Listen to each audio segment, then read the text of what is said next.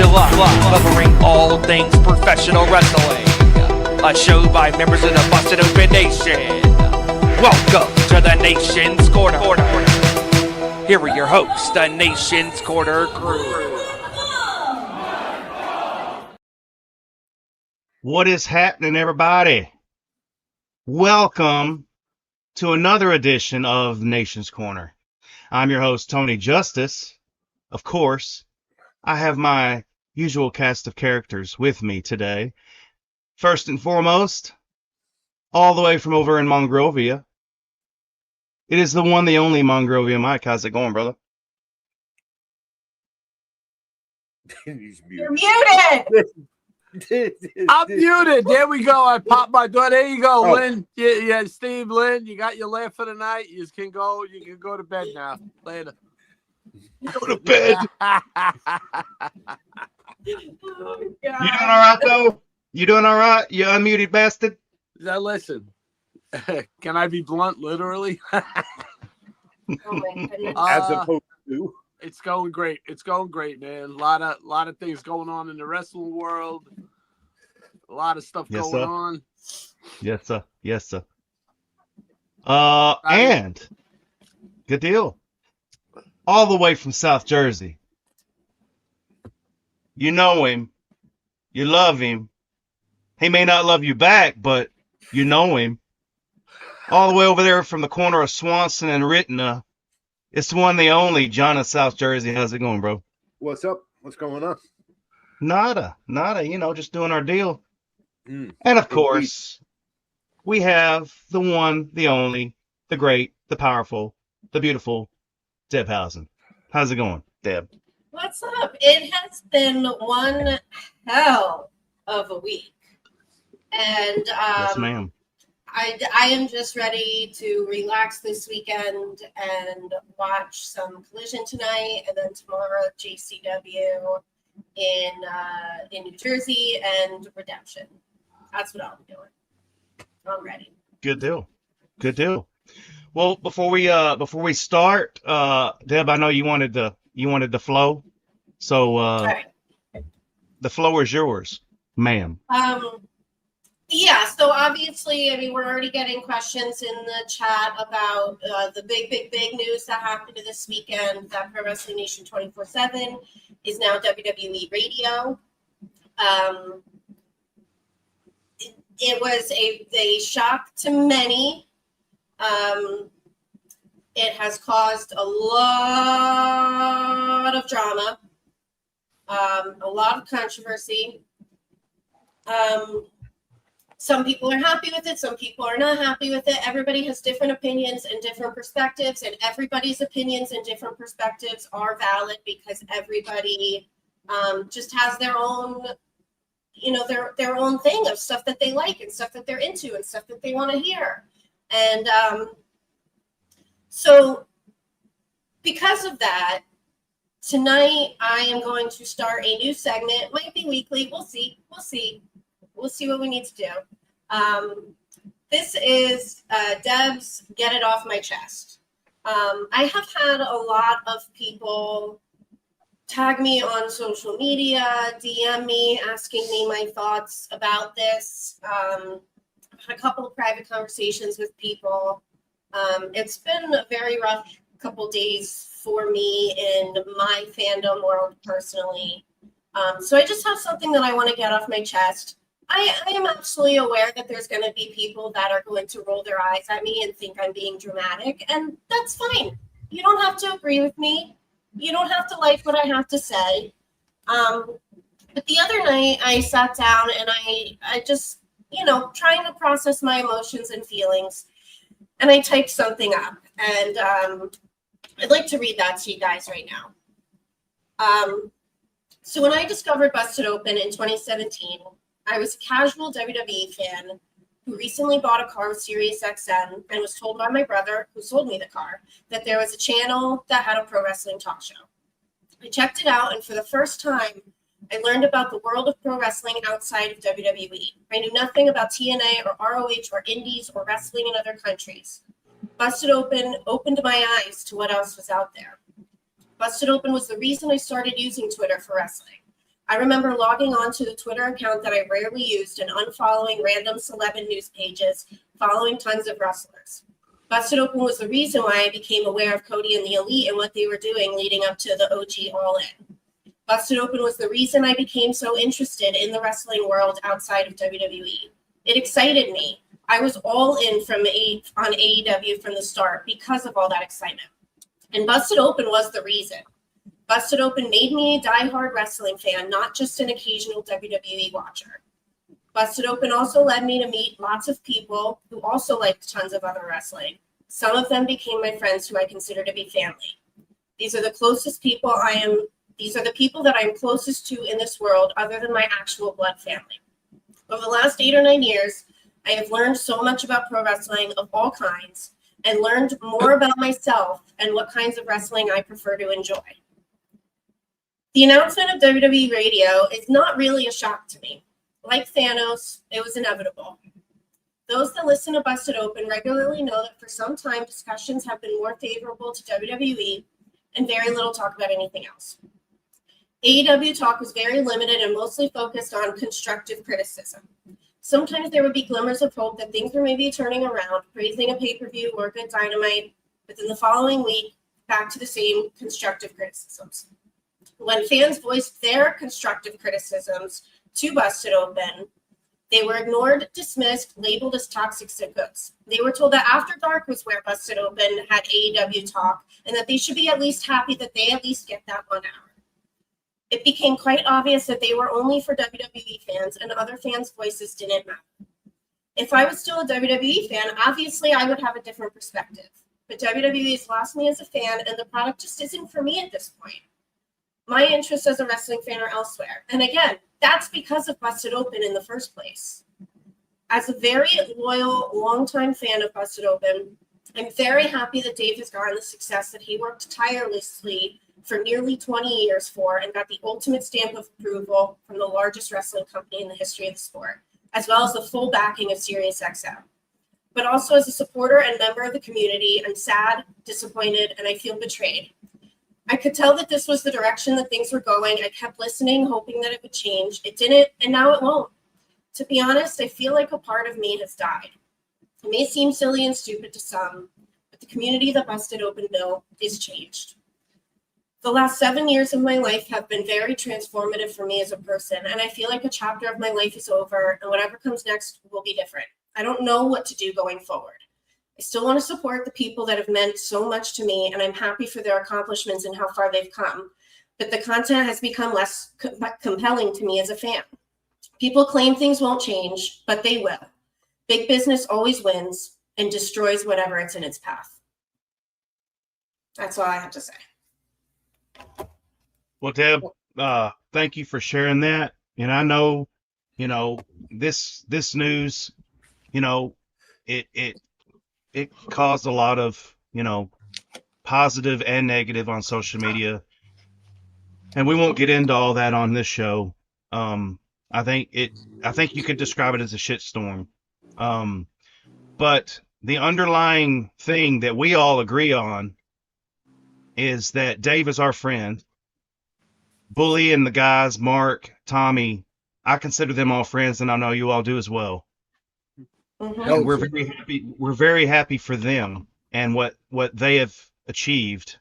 And that's what we can all agree on. If we don't hear AEW on Busted Open, okay, so be it. But you know what? Where you can hear AEW on this show. Mm-hmm. We're going to continue to do everything we've been doing for as long as we've been in existence. We're going to continue to talk WWE, TNA, New Japan, GCW, and AEW. And that's what we that's are. That. That's what we're here for. And Deb is 100% valid in her feelings. And people that are happy are valid in their feelings too. It's not. Yep. Listen, it's the nature of the beast. I was we had a lab, and then where I worked, and then they bought another big lab, and then there was always a lot of with that lab, the people that stayed on were like, oh, we were, and then this happens, and it's all good people, but you don't have any say, and I just want to let everybody know that, you know what I mean, like Sirius XM is a corporation. It's a business that owns Busted Open, and whether we like it or agree with it or not, their idea is going after branding, MLB Network. And this comes from this comes from the top corporation. This doesn't come from any of the hosts on the show. Exactly. So none of the hosts or producers on the show are at all to blame for this, and I really don't want people to bash them. Yeah, and don't be, because it is a Sirius XM corporate move. Mm-hmm. And there are also things that happen that we know that just there was a depletion of guests for the boys, so there's all politics always going on in every company, big, small, or whatever. And like I said in other threads, yes, there are behind the scenes stuff, drama over who doesn't like who or who's mad at who for asking a mildly tough question. I don't give a crap about that. To me, as a fan, behind the scenes politics is absolutely none of my concern. I care about the product and the content that I like, that I'm interested in. Even more, like they were even talking the other day about they were ragging on Unreal. I choose not to watch that stuff. That's my choice. Yeah. Sure. Do I see the commercials? Some of the things intrigue me, but then some of the stuff I hear, I just don't have to. I'm not that type of person. I don't need any more reality TV. Yeah. I think, I let them live their lives, and whatever I see, but same. I don't need to be behind the curtain. So, I mean, this whole thing, people are going to make their own decisions if it's the content that they're interested in or not. And if it's not, there's plenty of other content creators out there that make good content. Earlier this afternoon, I spent some time. I watched Simon Miller's Redemption preview on YouTube, which was really entertaining. He gave a good synopsis of all of the matches, all the storylines, gave his picks, kind of did a little analysis on what things are happening in storylines. And then I watched Denise and Righteous Reg on Denise's YouTube doing their Dynamite post show and Redemption preview. I just watched that earlier, just shortly before we came on here. They were very, very entertaining. They had a really good kind of rapport with the two of them, chatting, talking about Dynamite and Redemption, giving constructive criticism that isn't negative and shitting on it. Like, there's a way to talk about things that you're not into without being rude or a dick about it. Yeah, exactly. And that's fine. Like, I think there's this misconception, like, AEW fans pretend that everything is rainbows and unicorns and everything is awesome. You're only allowed to talk positive. And that's not the case at all. AEW fans, like the AEW community on Blue Sky, for instance, they have a ton of debate, but they do it in a way like that is actually constructive, not being an asshole. Like, you can have conversations about, I don't like this to happen in the storyline. I'm not into Kevin Knight being in the Don Callis family. There's a way to do that is actually constructive and not just shitting on the product. There is a way to content creators that do that. There is a way to agree and there's a way to disagree. You don't have to throw a grenade just because you disagree. There is a way to respectfully disagree. And I think that's the point that we're trying to make on this show, is that we can talk all these things and people are going to agree. I'll disagree with John sometimes, he disagrees with me or whatever, but what? You're wrong, but you can disagree. You're wrong. He's my brother. We're all going to disagree and agree, so just let shit flow. Be like me. Don't let anything bother you. But Deb, I'm so glad that you got to quote, Okay. get that off your chest, unquote. That's So- off my chest. Yeah. So before we go on to the wrestling, I got something to show y'all. What you got? Uh-oh. Look what I got the other day from eBay. Yeah. I got God, those. another one with the toys and trinkets. Another What is one. this? Yeah. Yeah. What Get one is of this? those, bro. You're an enabler, Yeah. Mike. You are an absolute enabler. Let me get one of those, bro. You want one? Cool. Yeah. Here you go, man. Here. You want one of No, these I little don't- these slingers? I don't There you want go. Yeah. one. No, I don't. Thanks, buddy. Yeah, no problem. Woo. No problem.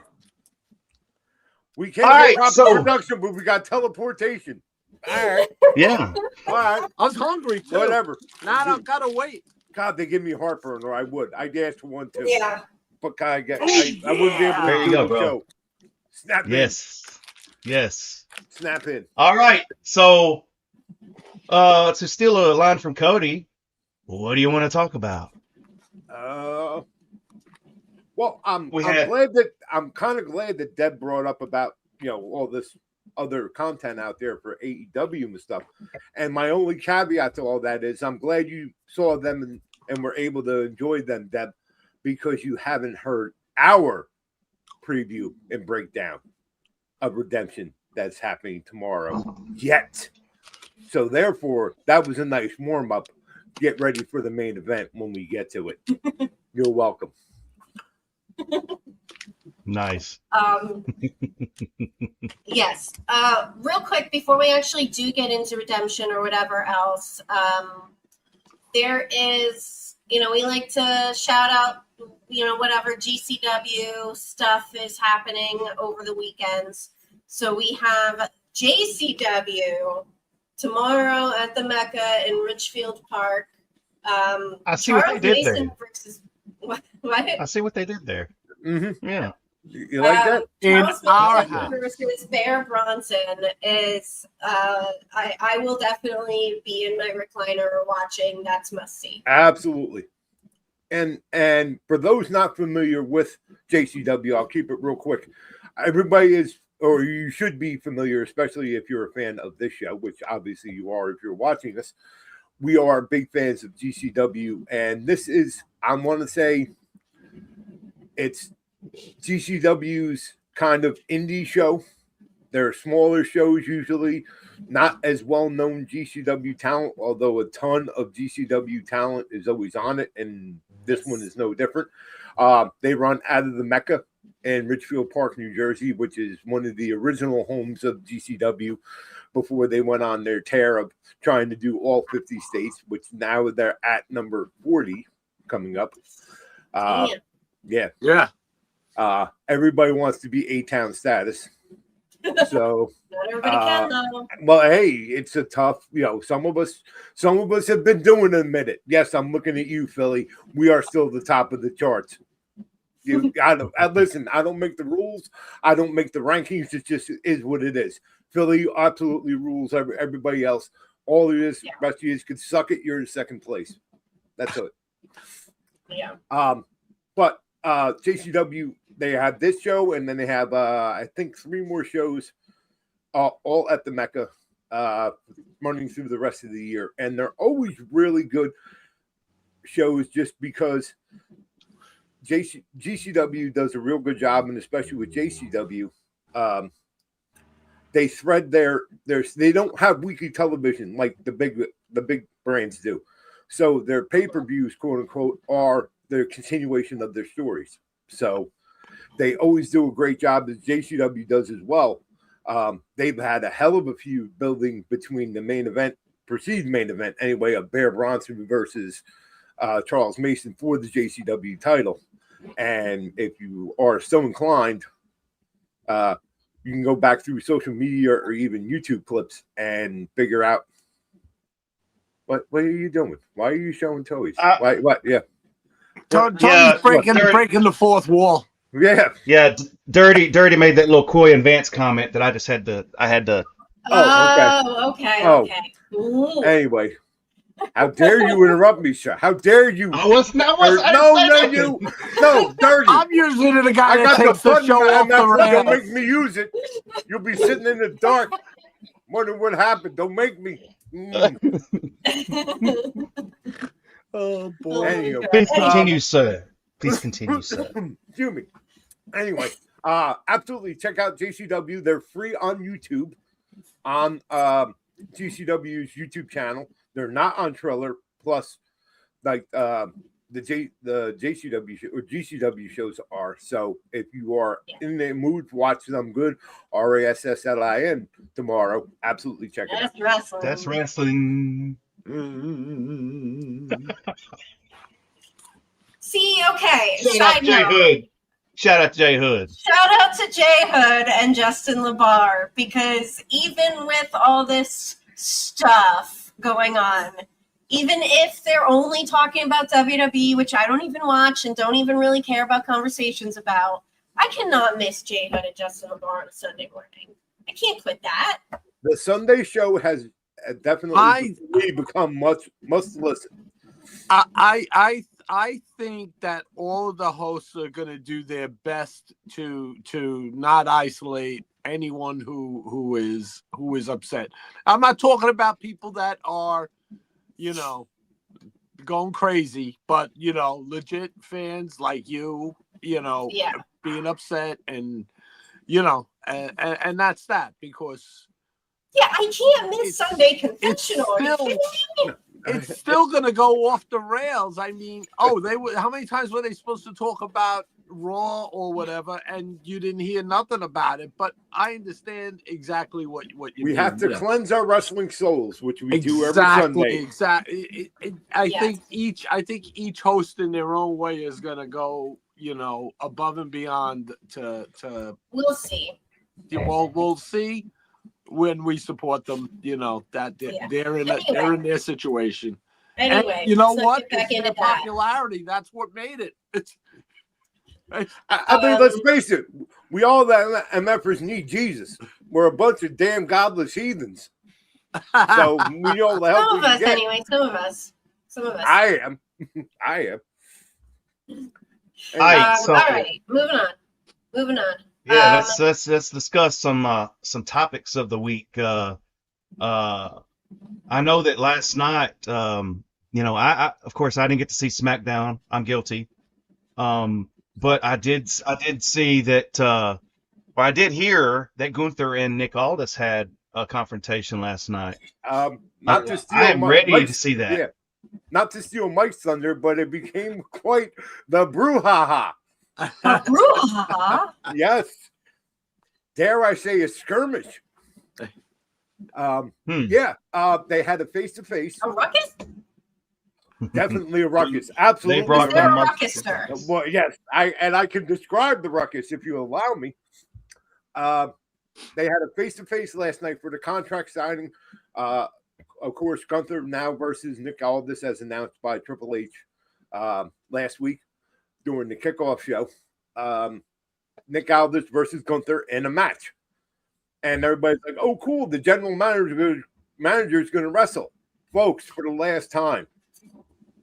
Yes, you may know Nick Aldis as this very fine suit-wearing man, but underneath that suit is an absolute killer in the ring. One of the longest reigning NWA champions ever. A former TNA champion. Just because Nick put on the suit and sat behind the desk doesn't mean he still can't go. And you're going to be very surprised next Saturday night when you see just how well Nick Aldis can go. Yeah. You're going to be very surprised. One Cody Rhodes needed Nick Aldis to go over. If you aren't familiar with Nick Aldis and his work in the wrestling ring or as a wrestler, I highly suggest you seek out the YouTube series they did called The 10 Pounds of Gold. And it's about 5-6 years old at this point, I believe. Yes, it was about during COVID, yes. Yeah. Absolutely watch the 10 Pounds of Gold series featuring Nick Aldis and the NWA title and the lead up to the eventual match that was Cody Rhodes versus Nick Aldis for the NWA Championship. And that'll tell you a whole lot that you need to know about just how good in the ring Nick Aldis is. But yeah, we were watching NWA Power during that time, and like, yes, I was very new to wrestling then, so that was the first time I'd ever seen NWA. But in my opinion, Nick Aldis was the best NWA World's Champion ever. Yeah, he definitely the way he held the title, way he held the title. If he wasn't wearing it, it wasn't dragging. It wasn't like he cradled it. He held the title like Cody does. Yes, exactly. For some reason, Cody gets a lot of flack for it. I don't know. It came out during 10 Pounds of Gold. It was first mentioned, but it became a very appropriate tagline for Nick Aldis and the NWA during that time. They went from a punchline to a headline, and that's exactly what it is. This once great, all powerful. There was a time, folks, when NWA was 2, 3, 4 times the size and effect of WWF at one time. And it slowly just over the years kind of got faded and put back into obscurity. And Billy Corrigan and Nick Aldis absolutely dragged it back into the spotlight and up front to where it should be now. And that is. I'd like to add to that. Remember that famous John Cena after he turned heel and he with the news conference after, and he just said every question he just said that's clickbait. He got that from Aldis. But I highly recommend that. But yeah, they had a face-to-face and a contract writing, and Nick not only sparred words with Gunther, they got physical, and I mean Nick Aldis wound up going through a table, but they're doing a really good job overall of making this match as big as it should be. And not just another one part of SummerSlam, which is big in itself, but like I said, there's a lot of especially WWE fans that only know Nick Aldis as the guy in the nice suits on Friday nights. And I think they're going to be very pleasantly surprised. Yeah, I think they're going to get a crash course in who the F Nick Aldis is, also / Magnus. Yeah. Yep. He is the national treasure. So, and I think Gunther is going to see and feel the effects of the old Kingsland Cloverleaf as well. But I mean, the first time going in the ring live and taking all those bumps, taking all those real bumps in a match, and it's Gunther. Well, hey, if you're gonna talk about just out of the frying pan into the fire. Well, hey man, if you're gonna jump in both feet. Yeah, it's really. Why get in there with you if you're gonna do this? And who knows, where or how much this leads to? I don't know what the aftermath of all this is. I really don't even care who wins per se, if it is Gunther or Nick Aldis. Wait till they see this guy without a shirt on and comes out just like the friggin' shoulders are like 10 feet wide. If he still looks the same as he did before. Yes. Look out. I'll bet he does. Hey, he certainly looks like he's ready to just bust that like Hulk out of that friggin' suit every time. Yeah, I think, like I said, I think everybody's going to be very pleasantly surprised who aren't familiar with him in his work.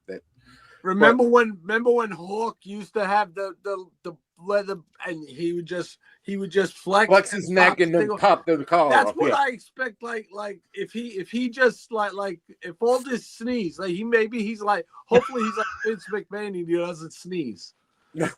Well, I know, and my last point on this, and we can move on. I know there's been quite a bit of debate about what does all this wear to the ring. Obviously, he's not going to come out in one of his very nice suits with all that. And I'm hoping that he comes out in his traditional national treasure gear. Yeah, kind of regal looking jacket with the long tights, the long pants and all that, because I think that was my favorite look.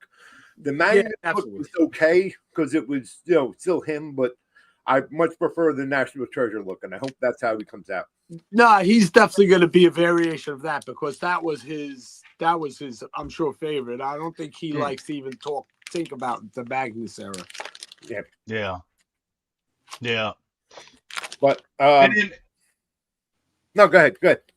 no, I was just gonna say, and then from what I understand, Punk and Cody had a promo battle in the ring last night too.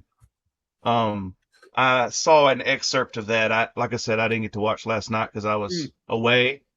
So, but yeah, I mean, I'm gonna go back and watch it, of course. But yeah, I mean, they're building towards SummerSlam. It's one of the highlighted matches. Yeah, Yep. we're a week out, and we're starting to see what it's going to look like. It's going to be about 10 or 11 matches, 5 each night, 5 one night, maybe 6 one other night. And we're starting to see everything fill out. I don't think we will wait till next week to go through everything because they're still kind of finalizing. There's still a couple things up in the air that we have to go through Monday night. And next Friday is the go home before we get to it. But it's shaping up to be pretty good. And what they have announced so far, obviously, is gaining a lot of, garnering a lot of interest. And I think they're at the point now they're just filling out the cards for the night. And here we go. Yep. Well, Deb, I know me and you had a discussion earlier today about, because obviously we're going to touch on Redemption. We're going to preview Redemption, and we had an interesting discussion beforehand. I want you to So share, if you will. Obviously, Redemption is tomorrow at 7 Eastern. It starts. Which, by the way, I love the slightly earlier start time. I saw that Tony Khan said something in the media call that he wants to experiment with earlier start times. Which, yes, please. I don't want to be up to. Yes, I loved last year when All In was at 3:00 in the afternoon. Like, as long as that's not a weekend I'm working. It doesn't matter. It's the last match is still going to come on at 12:30. Yes, but I love the early start time. So please keep doing that, Tony Khan. Drink some coffee, drink some espresso. I can't stay up that late. I have to work in the morning early. Yeah, I mean that's the thing. Even AEW pay-per-views are my thing that I look forward to. So it's like the one show that I'm going to struggle to stay awake for, and then in the morning I will go to work on 3 hours of sleep, and I will have and you'll bitch in your group all day. Right. I'm so tired. I'm so tired. So yes, Redemption is tomorrow, and a lot of people have been discussing Redemption is obviously a new pay-per-view on their calendar, so there's not any precedent for what Redemption a month before All In looks like. And there's a lot of discussion amongst AEW fans of was this pay-per-view really needed? Couldn't we just continue on the storylines and have some of these matches on weekly TV on the road to All In? Is this a really necessary pay-per-view? What do you think the theme is behind the name? So hold on, I'm getting to that. Oh, okay. Which there very could be a hidden meaning to the name that we just aren't aware of yet, and we'll have to see how things unfold and see what happens. So usually on Saturdays, me and Seth kind of discuss things that happened on Dynamite, and I try to kind of just collect my thoughts and put concise thoughts together of what I'm going to talk about on this show, and different topics that I want to touch on. And so we were talking earlier, and I prepare for this? Yeah, I actually do. I spend all Saturday posting on all the social media profiles about the show and doing a lot of prep work. I do. But okay. Anyway. So yeah, we were talking about it, and I said yes, maybe this pay-per-view isn't necessary. We could continue on doing all the same stuff on the storylines on the weekly shows going to All In. And then so Seth said something that I actually thought was really interesting, and I think it's a really good analogy that people might understand. So Mania is always in April, right? And before Mania, Elimination Chamber is the last PLE that we get before Mania. And yes, the chamber match is always cool because it's just a really cool concept and everyone likes that. But kind of the purpose of Elimination Chamber is really that final big show to set the table, to give you an idea of what we're going to be seeing at Mania. And I almost wonder if Redemption is kind of serving that same purpose here. Like I said, this is the first Redemption pay-per-view we've got on the calendar, so we really don't know what to expect. But I'm just kind of like wondering, maybe that's the purpose. Like, this is going to give us a bigger picture and a better idea of what's going to happen next month at All In. Things Who's are redeeming what together a little more. Yeah, and what is the meaning of the name Redemption? And so we'll just have to watch and find out. But I think they do have something good and big planned for this show. But yeah, there's just a thought that we had as we were talking earlier this afternoon, because that's been kind of the big topic of the week amongst a lot of fans is, a lot of people feel like maybe the build towards this show, isn't the greatest. Maybe this isn't a necessary pay-per-view and we should have just, kept going to All In. And so maybe this show just serves a purpose that we just don't know yet, and we have to wait and watch and find out. So, in other words, Redemption is kind of like an appetizer to the main course, which would be All In. Be kind of like an appetizer. Exactly. So, exactly. It's not one of the big shows. It's not a big show on the calendar, but it is a show that, is pretty much like, it's not skippable because this is going to have integral pieces of storylines that have, on the way to All In next month. And don't forget that, introducing my AEW, they're going to want to have content like this. They're going to need, the every other month main pay-per-views, and then every other month, whatever, Right. The alternating, and A's and B's pay-per-views or whatever. But and what does it matter? Because every pay-per-view from AEW is 6.5 hours at least. So, and and all the pay-per-views are pretty solid. Like, I always get ready. I get ready for it. I love it. Yes, it's a long show, and yes, we're up late, and we're a little bit sleep deprived the next day. Yeah, but you make the night an event. Yeah. Do a double shot of espresso, smoke a fatty, and freaking have fun, man. AEW has always delivered on any of the pay-per-views. Big show or not. What are you going to watch? King of Queens again? Well, that's, Be like, I don't know. Be like Neil and dream Listen, Seinfeld. Here's your weekly PSA, folks. I don't know what's on regular TV. I don't. I watch wrestling 7 days a week. Except for when that goes on. Like John knows when the races are on. After that, John knows when racing's on. Yeah, and even that I don't watch. I'll let you in behind the curtain. I don't watch the whole race ever. I watch the first going around in a circle. Yeah. Unless it's a sprint car race, and that's a different story. But they're not long. But so and I agree with the fact that especially now with my AEW, they need to build content up, and they're doing such a great job of that so far with stuff that they're adding. But I kind of like the idea of having a pay-per-view per se, and it's obviously it's Tony Khan's business model. You can do whatever he wants, but when you give a lot of it away for free, to me that kind of lessens the impact of a pay-per-view.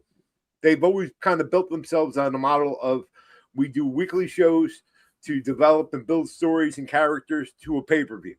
And then, stories get finished, other ones get started from that pay-per-view, and then we go back to weekly television to build up again. But and they have and great for us fans, they have given a whole hell of a lot away on free TV. Which I mean it's great, but if you're putting everything out for free, you have no attraction for a pay-per-view. You have no reason to watch or making an event like we do. I think it's a double-edged sword with that, because It's tough. I guess I hear that criticism of, if you give away the good stuff on free TV, which it's never free. To be honest, that term free TV kind of bothers me, because no matter what we're watching on, we pay for the service that the show is on. It's not free. Yeah. But yes, I hear the criticism of, well, if we get all these awesome matches and cards on weekly TV, then what's the incentive to watch the pay-per-view? But from my perspective, and this is just my perspective, to me, I kind of think it's stupid to intentionally make your weekly show less good just to save it for the once a month big show. Honestly, I want to watch a weekly show that's really good. Is that bad? No, and that's And it's a weekly. It's a week. They're weekly shows. People gotta understand. They're weekly live shows. Fucking, Seinfeld, Murphy Brown, L.A. Law, all these any shows, whatever. He's They're reaching not down live. the 80s. They don't go live Jesus. every friggin' Nobody younger week. than You're me going- knows what the you're fuck going you're back saying. to 3 channels. No, if you watch any of these They're shit rabbit shows, ears. okay, all these stupid reality shows. I'm gonna fuck my ex-boyfriend on the island shows. Who cares? Nobody cares. These people got to put on stuff. It's 52 weeks a year. They don't take off. So every once in a while, the week is, Yeah. What are you going to do? Sometimes Elder, I only have one Walking Dead question. episode has no fucking zombies in it. I only have one question for you, Elder. What? Does the tinfoil really work on the bunny ears? Does it really work? Oh, Jesus Christ. You had to get started. I Yeah. got an Andre tinfoil hat. I might be Yes. able to get something in with my filling here. Oh my God. Yes. Shout out to Andre. Yeah. But and Deb, what I was going to finish What's with up? before we went on the television history. Yes, Right. go ahead. Keep going. I like the unpredictability of AEW when it comes to things like that. You never saw, up until AEW started doing it again, you very rarely saw major title changes on regular TV shows or weekly TV shows.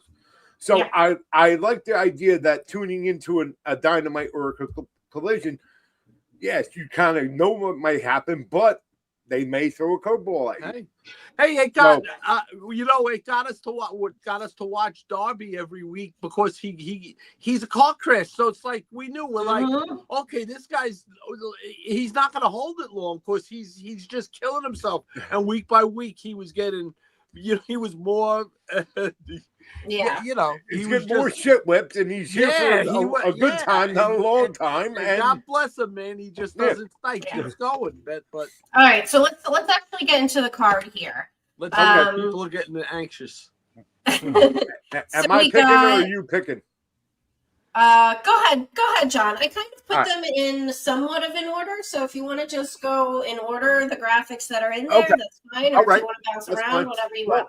Let's go. Let's start with this one, as Deb calls it, the Bamba match. Okay, so I'll explain that joke. AEW's AEW Japan Twitter page, they post pretty much the same post the AEW's main Twitter page posts, but it's in Japanese. But of course, Twitter automatically translates it to English for you. And so I came across the post with this match graphic for the Bang Bang Gang versus the Dogs in this double chain match. That's what it is? I believe so. Yeah, it's a double dog collar. Yeah, double chain match. Yes. Yeah. So I came across the AEW Japan Twitter pages post with this match graphic, and the translation auto translated to the Bamba Gang. Like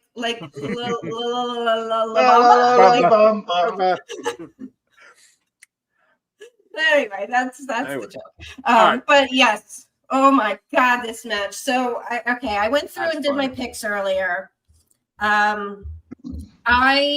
picked the Bang Bang Gang for this. I think they They need this win with Juice being hot off of his return, and Jay White being hot off of his return more recently. Yeah. So yeah, it's them. Yeah. Let's recognize for a second, be thankful that the Bang Bang Gang is all together again and in one piece. Nobody is hurt. Finally. The greatest entrance in pro wrestling right now. I'm just saying. One of the coolest entrances out there. Yeah. Yes. Thank God Jay White came back. I have missed Switchblade in the ring, and I make no bones about that. And I've said this before. Ever since Ace Austin came to AEW, everyone knows I love Ace Austin. Once it was announced that he joined the Bang Bang Gang, super excited, love that. Unfortunately, half the group was out on injury at the time. At one point, Ace Austin was the Bang Bang Gang. Yeah. He was a gang of one. Everybody else was hurt. Yes, Ace Austin is part of the Bang Bang Gang. That's awesome. But what's the group? Where's the group? And now they're back together. And the I don't want to piss on your parade though, Deb. I'm picking the dogs. I think, and yes, I agree with you 100% on all the things you said about the Bang Bang Gang, but the dogs need this win. Okay. They really need this win at this point, especially since they're trying to find their way without Gabe Kidd. And, and Finley and Connors, they're still trying to make their name and establish it in AEW, especially coming out of New Japan. There's recognition, but fans aren't that familiar with them, and they need something. They need some sort of a statement, and I think this is where it comes. Okay. Do we have a prognosis on when Gabe Kidd might be coming back? I haven't weird. Seen it. I know he's shown up in New Japan a couple of times doing like promos and stuff, but I don't believe it's anything physical. I have a feeling. I think I saw something that there was visa issues, which was preventing him from coming to the U.S., and that's why he's just kind of staying in Japan, doing whatever. Yeah, because I didn't see anything about injury. Yeah. Elder, you have a pick? He's eating. I agree with you. Tommy Dreamer? What is this? I had to finish that Slim Jim, man. It came over from Texas. I don't know how long it's going to last. It's a Slim Jim. He's stupid. It's not fresh. That's true. Well, it was an excuse to eat. It was an excuse to eat. I'm hungry, man. I'm making sauce upstairs. Eat before the show. Sorry. Oh my God. I got the dogs. Okay. I'm gonna say Bang Bang Gang. I'm gonna go with the Bang Bang Gang because they just got back, full force. So I feel like we are gonna see a victory on that end. I'm gonna go with Bang Bang Gang. All right. Okay. Next, we're going in order. So this one I kind of like though, for one reason, and Deb pointed it out earlier in a tweet that I responded to, but ladder matches are always fun, regardless, and the people involved with that. But we only see 4 guys, so that means 2 teams.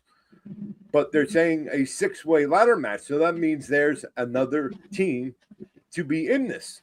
And we will find. No, it's not teams; it's individuals. Oh, okay. All right. It's not a tag team. And so we will find that out tonight on Collision. Oh. Because on Collision, if you see on this graphic here, right in the middle, is Leo Rush versus El Clone. And then Nick Wayne versus AR Fox. These are the qualifying matches for the remaining 2 entrants in the ladder match. Okay. So we will find out on Collision tonight. All right. Because I totally read that graphic wrong. Totally read it wrong. That's all right. I read it wrong at first as well because I hadn't seen the Collision graphic yet, so I didn't know that those matches were happening yet when I made that tweet. All right, no biggie. Well, man. Oh, so my pick for that match, I I'm hoping that Leo Rush wins the qualifying match to enter. Okay. And I'm hoping that Nick Wayne wins the other qualifying match to enter. But the ladder match, I'm hoping that Speedball Mike Bailey wins. And correct me if I'm wrong, John, but is this the first time we will see a single Speedball Mike Bailey entrance in a pay-per-view? I do believe. Wait, no, I don't think so. I'm going to say when he first debuted, he did at least one pay-per-view as a single. Okay. Since he's had a good build and he's had some time. Yes, we better fucking hear Brass Monkey or I will riot. Okay. That's what I'm saying. That's what I'm saying. I don't care if he wins or loses. I want to hear Brass Monkey. I'm hoping. I don't know. I doubt it, but I'm hoping. Spend the money, Tony. No problem spending it on anything else. And he's got to win Exactly. a title first. You can afford the money from Beastie Boys. Let's go. Yes. Pay the royalty. Get the music already. Yeah. So if Speedball, if we don't get that entrance tonight or tomorrow night, Speedball wins the ladder match to get the shot at the AEW International Championship. Then in his next defense, or maybe going for the championship at a pay-per-view, possibly All In, do we get it then? I don't know. I'll allow it, but you better guarantee me I get it All In. You better, or else. I'm just saying. You know, if you don't want to feel the wrath, pardon me, sorry, but you got to pay it off to me some point. You have to pay it off to me, or I will continue to talk bad about you till the day you die. Yep. You know, I will continue to make my weekly PSAs about how we need to have Brass Monkey for Speedball Mike Bailey. Yep. You don't want that smoke, so you better do what's right. Nobody does. All right. This is my pick for match of the card, since we're throwing out predictions and everything else. There we go. Okay. This is going to be awesome. I've been a big fan of Ciampa coming to AEW. I did see earlier, so he has the match against Zach Wentz tonight on Collision. Now we saw, was that on Dynamite where Ciampa went against Myron Reed. So now we got another member of the Rascals on Collision tonight. Zach Wentz posted earlier today. He said, gonna beat him up so bad it'll get stuck in his head like that damn entrance song gets stuck in my head. My shadow knows my story. So yes, and then tomorrow on Redemption, we get Ciampa versus Painmaker. I know that people that are more familiar with New Japan are into the Painmaker gimmick, and I could take it or leave it, honestly. I understand that the Painmaker is kind of his persona when he does more hardcore matches, so it does fit. It absolutely fits for this. It's not my favorite thing in the world, but it works. Like bringing out the demon, the Finn Balor. Yes. Demon. Yeah. Yes, exactly. And I think Ciampa wins this. I do. I think he's on a hot streak, and you got to go with it. I'm just going to enjoy the fact seeing the Painmaker of all the Chris Jericho iterations. It's my favorite one. And not just because it's usually a hardcore and very physical and bloody match. I just like the overall. I've always loved the overall gimmick and the way he portrays it. And this one, I really don't care who wins. I still think it's going to be a fantastic match that we're going to be afterwards like, wow, that was a battle. And that was, and that's why I say that's my pick for match of the night on that show. Okay. All right. Next. Moving on.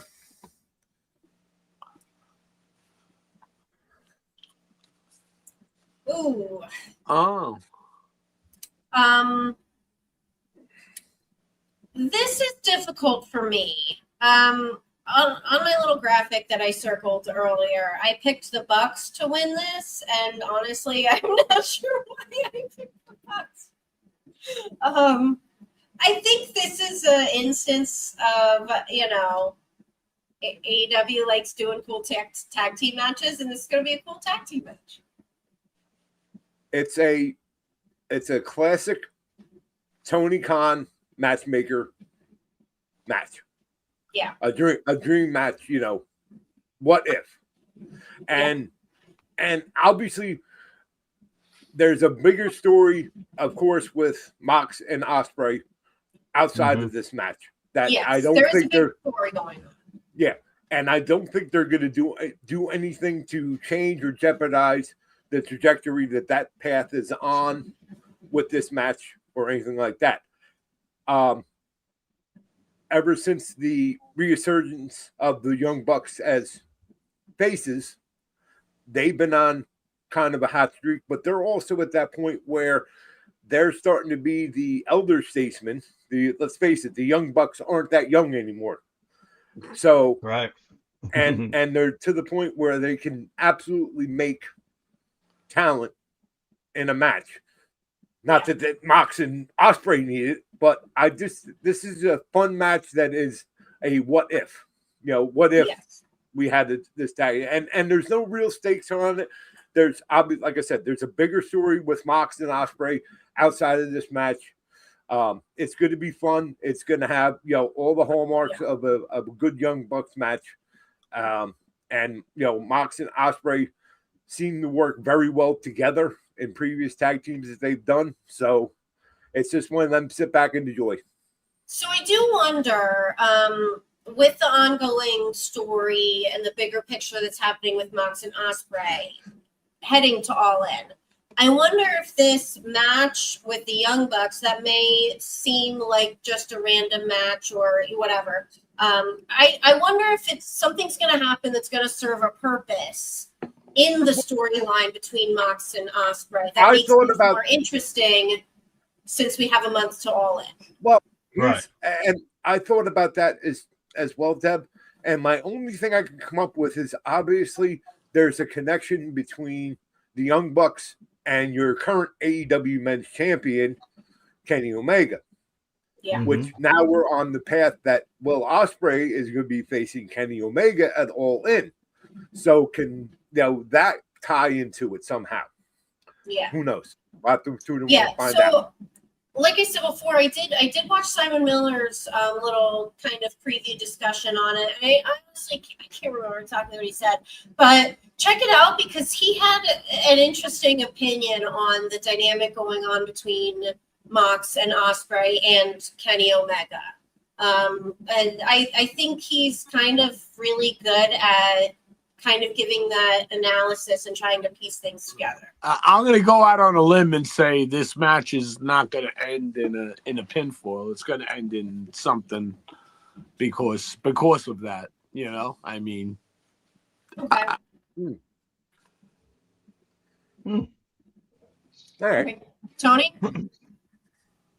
I agree with you, Deb. I think something's going to happen in this match. It's going to add to the story between Mox and Ospreay. I think we know, especially what Mox said, I think it was last week in a backstage vignette was a backstage segment with Will, where he was basically telling him, you got to pull the trigger, something about pulling the trigger, and no matter who it is, he emphasized no matter who it is, and he was basically saying, and without saying it, even if it's me. You know what I mean? Right. Even if it's Mox. So we know that there's going to be something happen between the two of them, that's going to pay this whole thing off after months and months of us wondering what's going on with Ospreay. How come? It's all going to pay itself off. People just need to be patient. But I think, I think you're right. I think this is going to add something to the story. They better. With Omega too, right, yeah. With Omega too, they are friends and they've had this kind of mentor-mentee type of friendship, And there's this kind of ongoing, like, they're giving us little pieces, just little breadcrumbs of, like, Omega saying, well, now you're with the Death Riders, like, you've changed, man. Right. Yeah. And just things like that. So yeah, it'll be interesting to see what happens. Yeah. All right. Moving on. Yep. How you know? How you know? Well, I know one thing. I know. We have a new national champion tomorrow night. I believe so as well. That's my I pick. believe so. I agree too. How we know? We know. Yes, we know. Mm-hmm. We just know. Andrade has gotten so over since he has come back to AEW. Yes. It's to the point where he's getting one of the biggest pops of the night. And right. I think right. So he's finally, and granted, he's had a lot of flip flop between the two organizations. AEW, WWE. Neither place initially in his first runs there did he find a whole lot of traction or anything else. Starts and stops and everything else. But for whatever, maybe it took him to go back and forth a few times. But in this particular run and run with AEW, he has just. He seems to have found who and what he is and is absolutely playing it to the absolute best. And it is just really making a difference and a mark to the AEW fans. And we're all getting to enjoy it because the guy has been so good for so long and just not really having the chance to show it. And now he is. And what better more to add to that than a little bit of gold around his waist? Yeah. Yep. It's crazy how a little phrase, how you know, can get someone as over as it's gotten Andrade. And my man is running in with a newsboy cap and a full three-piece suit and an overcoat. Yeah, he's going to be sweating so much in those suits. So we were all on Zoom the first night when he did that with MJF. Yeah. And then by the third time when he pulled the glasses down and said, "Yeah, but how you know? How you know?" We all popped so big, and we were all like, "This has to be a T." Like if he was Jericho, there would have been a T-shirt on AEW alert at like 5. It took a week. There was a T-shirt. Yeah, There is immediately. There is now immediately. It's the smartest thing to do because that's all we said. We said that needs to be on a shirt. The AEW crowd chants "How you know" when he's walking to the ring. Finally, he did it. This is what we always hope for because when we go, the guy's a great wrestler. This one's a great wrestler, but you always want that extra thing that makes you want to root for them or at least or want to see them get the shit kicked out of them one way or another. Yeah. I remember when he said "how you know" for the first time, I remember us on Zoom actually reacting to that and actually saying that. Yeah. Mm-hmm. So we knew right then that it was going to be something. It's got to be a shirt. It was that. Yeah. Yep. Yeah. All right, moving on. I don't know, but we know. Yeah. We knew. This one. Yes. Holy so my biggest The critique best for this is entire pay-per-view is only 2 women's matches. I will just say that and get it out of the way. That needs to improve. But this match is my world has been on such an insane trajectory in just 1 year since she's been in AEW. And I honestly think she's going to win this. Hot take. No, it isn't. No, Because I agree with Deb. Really? I think we have an and new. Listen, Okay. You got lightning in the bottom. It is because my world and this is truly a wonderful feel good story of triumph out of tragedy. She recently lost her brother, and they played into that a little bit and building her up as a baby face. Sheeta is Sheeta. She's always very good in the ring and has been, and excuse me. Bless you. This heel version of her is absolutely getting over. But at this point, Sheeta has been a TBS champion. She's been a world champion. What point, other than the fact that the only reason why she has it is because Willow got hurt. Right. So she wouldn't have the belt if things had continued the way they were. We wouldn't be having this conversation nor this match. So there's no point to keeping the belt. It was good to transfer to get the belt on somebody in the wake of Will's injury, but it's not permanent. And I don't like transitional, but this is kind of what it is. The absolutely hotter hand, to Deb's point, is Maya World. Mm-hmm. And I hoping that they, to me, do the right thing and, let this girl have her really feel good moment and get gold around her waist. Yeah, I agree. Okay. It'd be good. That's good points, man. That is definitely good points on that, because I would have looked at that and said Sheeta, but I agree. I'm starting to change my my prediction. Well, yeah, why not? Why not light the rocket on her? Like, well, and you're not wrong to think that way, because you're absolutely right. Sheeta is a former world champion. She is a former and hell go before, and my world she's is established. Great. She's been there a long time. Even though we've gone through long periods of time where we haven't seen her for various reasons, she is an established AEW star. We knew her from Mission Pro. We knew her from we knew her she had these killer banger matches with her heroes and her teachers. Had Athena and But and let's and Mercedes. And one last comment just on it. Let's remember the TBS title originally it was and designated to be a secondary women's title.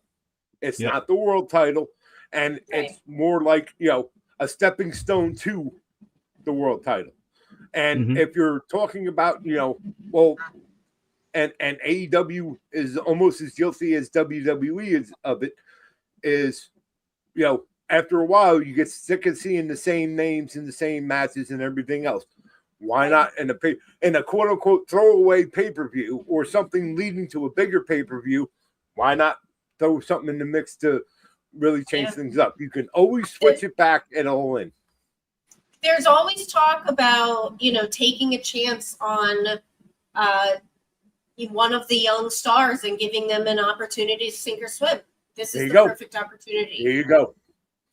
All right, moving on. This one I do not understand, other than it's a title match, but I'm kind of confused on it, to be honest. Or it should be bigger to me. I agree. Besides as the tag team match for the tag team championships. And it's 4 guys that are all really good, but it almost seems like this is a consolation prize for Claudio and Pac, and it shouldn't be. Just because everybody is so focused on Mox and Ospreay as far as the Death Riders, and even Marina more so than these two. It's almost like, we'll throw you something just to keep folks talking, and I don't agree with that.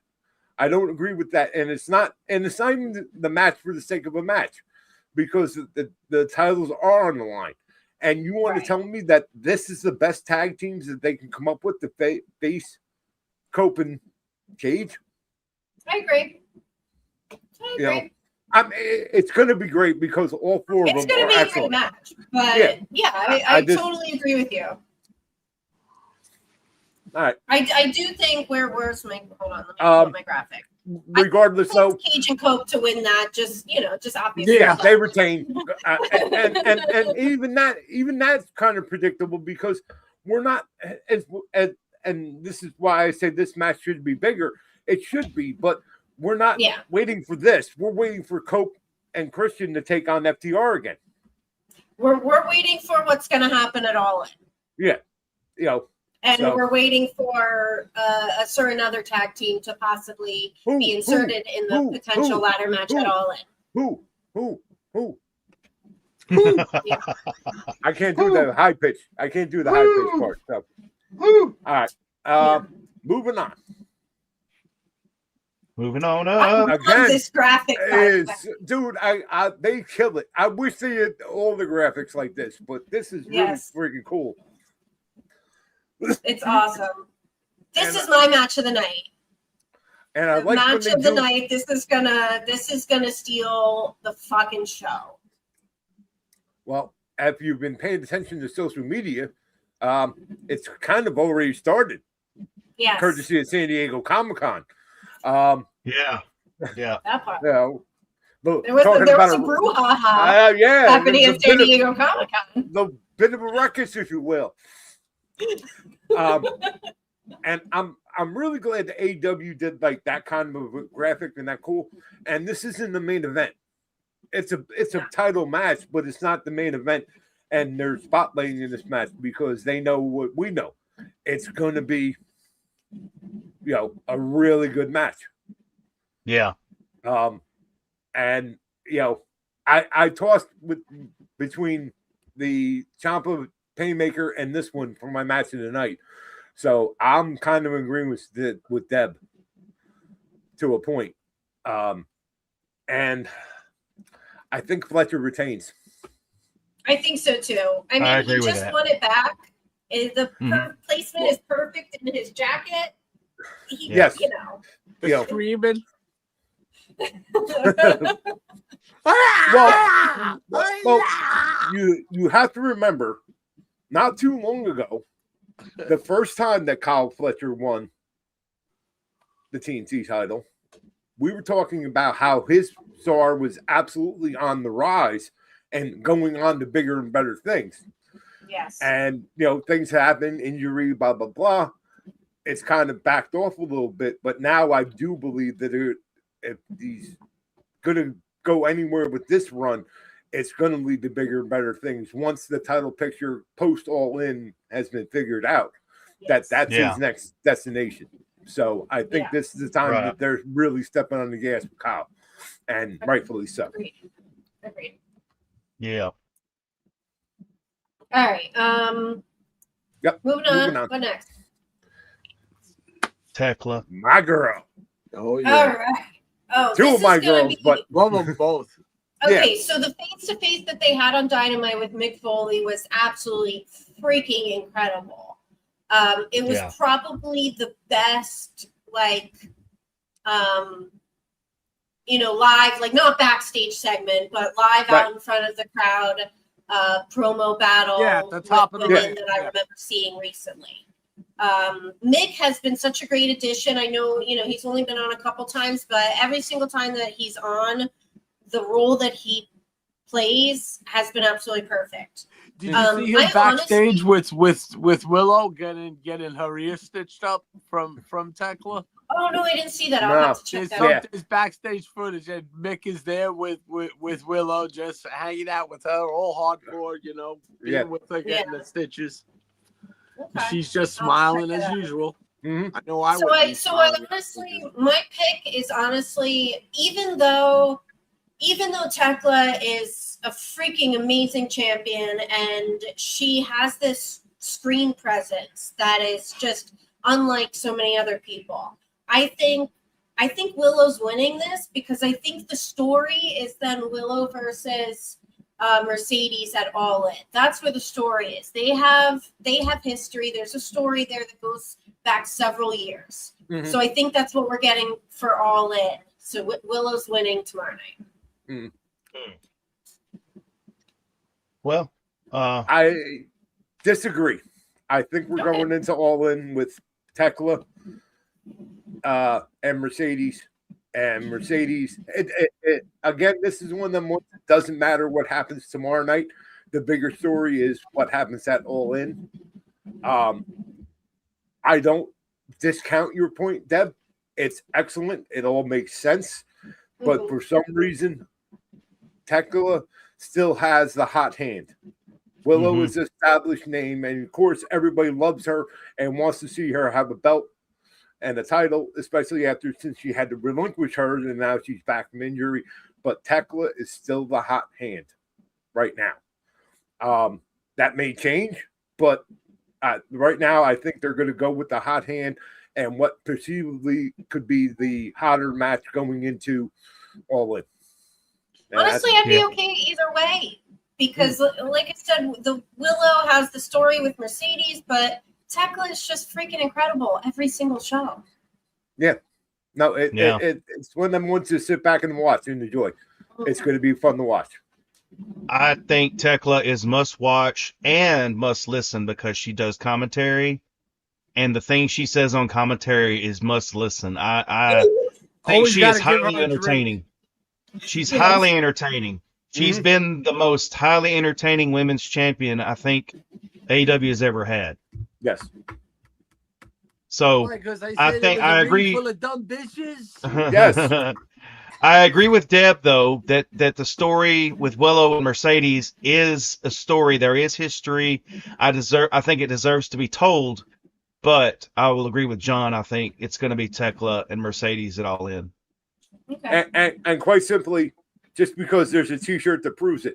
If you're banned in Japan, you win tomorrow night. Now, in Right. saying what I said, tomorrow's match is going to be a hot match. I think it's going to be great. Yeah. Yes. No, they're both really, really, really good Yeah. in the ring. So, like I said, Yes. it's going to be sit back and watch and enjoy. And Right. that leads us to our last match, your perceived main event. Love this graphic too. Yeah. Phenomenal work Yes. Very from cool. these artists. I mean, I think this is quite predictable, obviously, but I think, like I kind of said at the beginning of the discussion, I think things will happen on the show, and maybe in this match or the aftermath of this match that has implications going towards All In. So. I do Obviously, too. I think we all think, Kenny Omega is going to win because Omega and Ospreay are kind of already set in stone. Like, that's where this is leading for All In. Right. But we'll just have to see how everything plays out. Well, here's my prediction based on that. Kenny obviously retains in an excellent match. I think the post-match is where we start to see the actual implosion of the Don Callis family. I think that's the aftermath coming out of this match. Yeah. Okay. That there's an actual, like this full-on implosion and chaos in the Don Callis family. Yeah. Because if And you know have, what? Sometimes in shows, like some matches, and this goes with a lot of companies, all companies, sometimes it's not the match itself, but the aftermath of what happens after the match, like what happens with the characters over the course of the match, and then something happens after the match. Like the match serves a purpose to get to something else, for something else to happen. right. And you may be right with that. And I say that because if you look at the card altogether, we just went through, you have 3 members of the Don Callis family right now with titles: Kyle Fletcher, Kevin Knight, and Mark Davis. If you have Davis losing the title to Andrade that we all picked, and even though Fletcher retains, now you have Kevin Knight goes for the world title and loses. Well, where were you guys? How come you didn't help me? Blah blah blah. I don't need you guys to do this. I could do it on my own. Blah blah blah. Like I said, just a general implosion, especially how the night could go for the Don Callis family. Yeah. Yep. Well, Right. there's your redemption I told you, breakdown. folks, once again, I was right. Impeccable preview of AEW Redemption, courtesy of us. Yes, the Nation's Corner. The Nation's Corner. It's so funny because like we try to end, like obviously we went a little long tonight. We had a lot to talk about. And we try to get so many topics in, but there's always so much to talk about across wrestling that there's always something that we end up missing. What's going on with TNA before we close this out. We saw, really, really cool match on TNA this week between the Hardys and the Righteous at the Hardy compound, which was really, really fun. So there's so much other stuff happening, and we don't get to talk about it all. And Bear noticed light tubes, so yes, all bets are off now. All bets are off now. Off. The Berserker could come out and play. Yeah, you use light tubes in TNA. Also, we always forget a lot of stuff. NXT, congratulations, Mike Santana walked out. It wasn't Yeah. There nothing happened. He just walked out, but now we all know where he is. We heard the rumors. And on a little side note about that, that might be why they wanted Trick to go over now. Because I'm thinking like Santana is not going to be long for NXT. Santana's going to get called up sooner rather than. I think Santana is the kind of. But then they can play on the history that they have with Trick Williams. Sooner than later. Yeah. And now they're going to run it back with him and Trick because him and Trick had a good thing going on in TNA. TNA over the TNA championship. Yeah. So and see. And Mike Santana, like, you know, we're used to seeing people come into NXT that maybe don't have the exposure or experience. Mike Santana is 100% TV. He's TV ready. Exactly. You know, he just needs to be there for about a cup of coffee or two just to get the general lay of the WWE TV style. Right to the main roster. Anyway. No, definitely. Right. Yeah. You know, maybe a brief title run with the NXT, men's title, and then right to the main roster. Yeah. Right. And there's also lots of indie shows going on. I watched Pro Wrestling Revolver last night. I didn't get to watch the whole show because it started late and then it was my bedtime. So I'll have to catch up on the rest of that show last night. Mox and Joseph Sawyer were on. Joe Gacy and Sami Callihan, otherwise known as the Switchblade Conspiracy, had a reunion of sorts last night. And let's fucking go. And Red Pro had a show earlier. There's always so much going on. Yeah. Ton of and it's impossible. It's impossible to cover every single thing on this show, but you know what? There's always going to be various topics that we cover on this show. So that's why you got to tune in next time. Oh, yeah. So in saying that, I want to thank everybody for joining us tonight on Nation's Corner. John, where can people find you on the socials, brother? You can get me at Sean South Jersey, like it says there in the lower corner, on the Instagram and the Twitter. And on Instagram, if you're so inclined to look around, you can keep up the exploits of the most dangerous weapon in all of professional wrestling. Of course, I am talking about the Ass Kicker 9000, the AK9K. You can keep up with all of his exploits because he is Lindsay Snow's favorite partner. At Ass Kicker 9K on Instagram. And while you're perusing YouTube with us, please check out my interview with Nation's Corner on location and lovely and talented Be the Von Star, who sat down with me recently and gave us an interview. Yes. She has a very interesting new music project, Gut Wrench Torture, a grindcore metal band. I downloaded their entire album, all 6 songs of it. It's 7 minutes, folks. It's 7. Wow. Every song is like a minute, 2 minutes song of just literally rip your face off shredding and vocals, and it's awesome, and I love it. And please go to bandcamp.com and search out Gut Wrench Torture. It's $3 to buy the songs.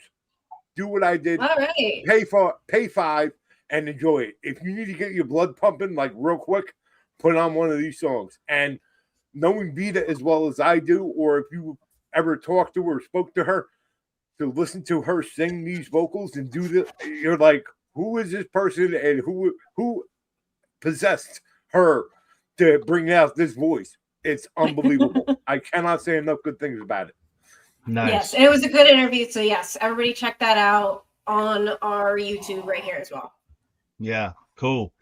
Mongrovian Mike, where can people find you on the socials, brother? At Mongrovian Mike, my brothers. That's it. Heck yeah. I'm around. Heck yeah. Yeah. Nice. Deb, how about you? At That's So Debonair on all of my socials. I just, I keep up with what I keep up with. I post, I share, I support the people in wrestling. And she hangs out with the hippies on Blue Sky.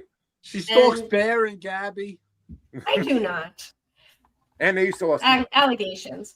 I just, follow me on my socials. I just post what I like. I try to just mind my own business and do what I do. Nice. Because that's what I do. That's what I do. It's just what she does. Yep. And you all can find me at Tony Justice AJFA on Instagram and Twitter. And if you're a Metallica fan like I know all of us are, you know what that means. Ooh. And once again, very happy for you, Dave and Bully and everyone that busted open. So happy for you guys. And nothing but the best. And thank you all for joining us tonight. We will catch you all on the flip.